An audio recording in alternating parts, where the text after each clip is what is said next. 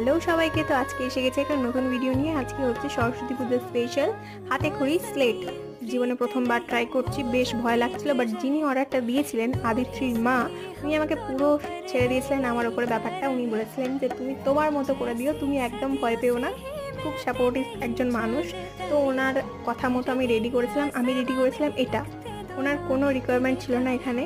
তো জাস্ট উনি আমাকে এটা দেখার পর বলেন যে কিছু জিনিস অ্যাড করতে, তো ওনার কথা মতো আমি জিনিসগুলোকে অ্যাড করি, সত্যি বলছি। তারপরে স্লেটটা আরও সুন্দর দেখতে লাগছিল।